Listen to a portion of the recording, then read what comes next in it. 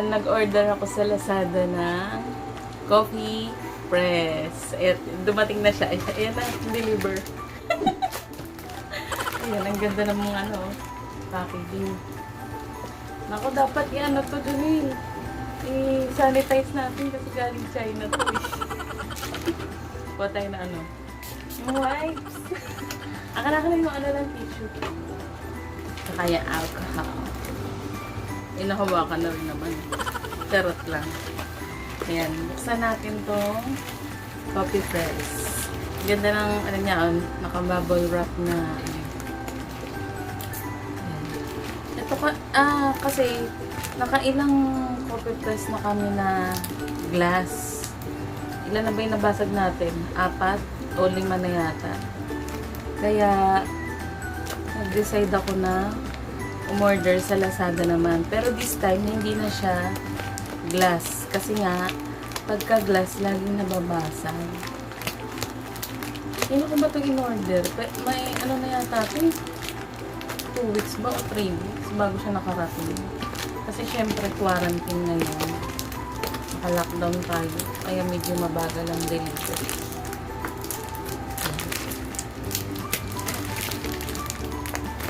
Masyado siyang matikit.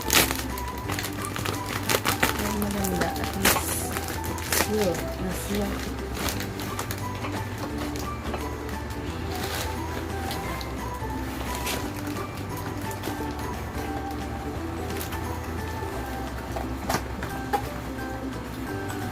Ano siya? Hindi na siya glass. Stainless. At saka yung kinuha ko is 1 liter. Wow! Ang ganda. At ano to naman? Namin thermos. Ang ganda. Bongga.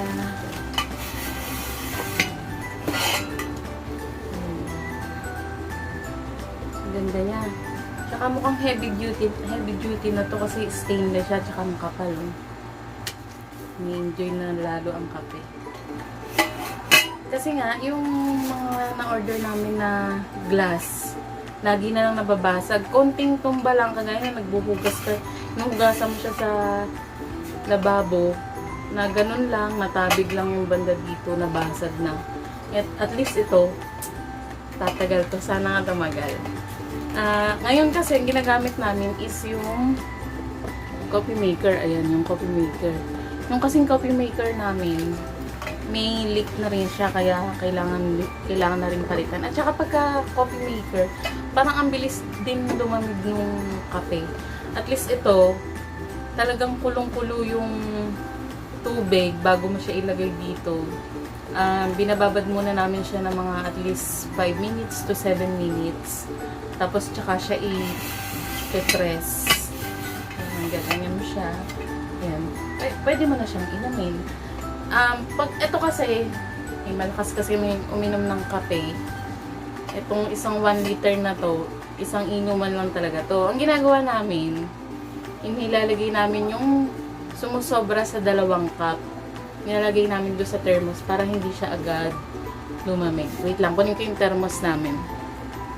Ayan. Ito po yung aming tumbler o thermos. Ayan. Etong thermos na to, nabili naman namin to kasama nung isang French press. Bali, free siya.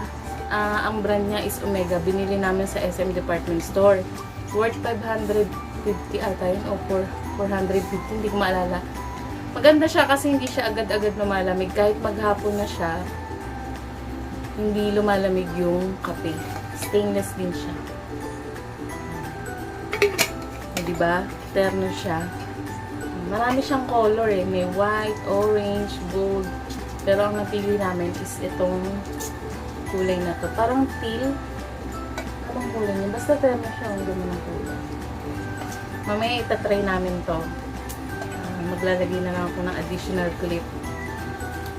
I'm sure maganda to.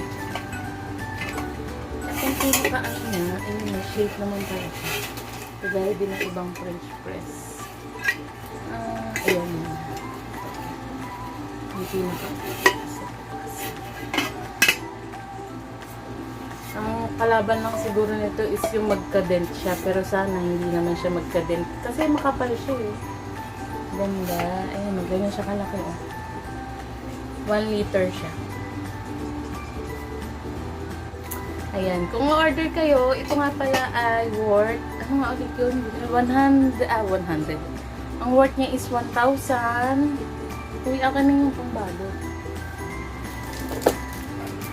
Ito is, ano to, 1,450. Tapos, ang shipping fee niya is 65. May discount yung kanyang shipping fee. Yun, parang mga 2 weeks na ito bago makarating dito sa amin. Yan. Kung o-order kayo, may extra na. Yan. Kung o-order kayo ng French press, mas preferred ko po itong ganito na para hindi babasagin. Kasi kahit naman yung ibang coffee maker ngayon is glass yung mga kettle niya. Nakakatakot gamitin. Kasi ang ninipis eh. At least ito, ang kapal, ang ganda. Diba? Bonggang-bongga. Happy na naman kami sa kape. Saka nga pala, nung ding nakaraang araw, dumating naman yung in-order kong brewed coffee, ground coffee. Order din ako sa Lazada ng 2 kilos. Bali, 1 kilo nung Kalinga brewed coffee. Kalinga ground coffee at saka Arabica dark roast. Mas masarap yung Arabica dark roast. Matapang siya. Sulit na sulit. Bali yung Arabica is 450, yung namang Kalinga is 370.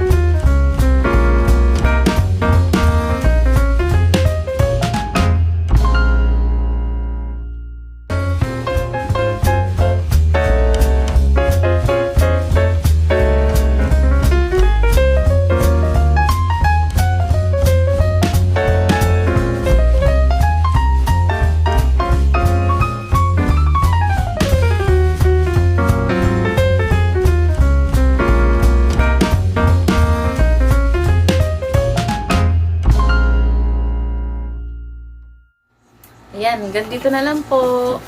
Sana may naitulong ako sa inyo kung yung mga nagbabalak na bumili ng coffee press.